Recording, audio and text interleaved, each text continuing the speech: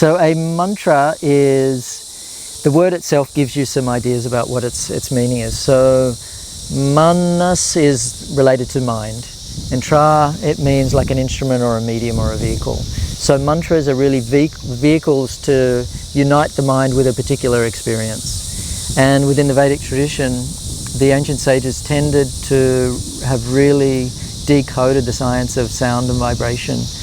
And certain mantras were cognized, all known to have very different effects. And there are private mantras and there are public mantras. So in the public mantra stage, you would find that when you go to a yoga class, you might chant the Gayatri mantra, or you might be familiar with the chant toward Shiva, Om Namah Shivaya, or Am Gam Ganapataye Namaha, and all these chants are doing different things. They have specific intent behind them.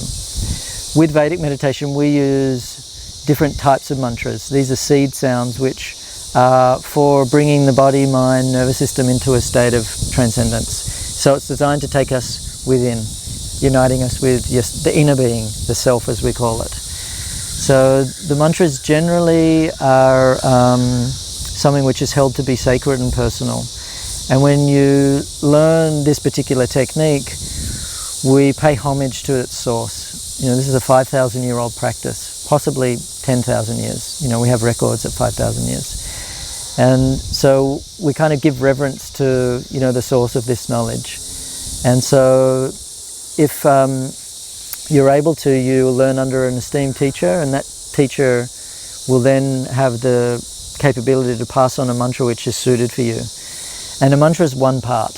It's vital that you have a mantra that works, but it's even more important that you know what to do with that sound. So, you know, can you just sort of download one off an app or make one up or find one on the internet? You probably could. But there's a real science, a real art. And even those friends and students of mine would know that from their own practice, it's you know, it's a journey to mastery.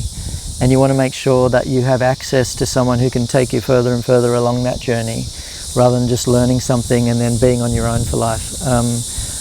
My personal experience, you know, I studied for many years with my guru, with my master, and without his tutelage and, you know, constant support, I think I would have been in the dark very quickly after instruction. So it's important to have access to a teacher if you need it. Whereas if you read something out of a book, it's not very interactive, or you download something from somewhere, it doesn't have what we call, you know, this Shakti behind it. You know, there's something to be said for the exchange that happens between a lineage and a student of that lineage. And so when someone comes to learn this technique, we do a puja ceremony, which is a ceremony where we express gratitude to those ancient teachers and all of their great work that they distilled down for us to enjoy. And after that short ceremony, then the teacher has the permission to pass over the mantra. And it's almost like the energy of that tradition is infused into the sound. We say it's just like casting a seed into the desert if someone's not initiated into a practice. So in India there's always initiation that happens, this formal way of passing down a teaching. And I think in our culture we understand that principle of heritage to an extent, but not enough. Whereas in India, where this knowledge comes from, it's cherished. And it's why it's lived for 5,000 years. I mean, we replace things almost sort of by the week, by the month, by the year. Here they're out of date.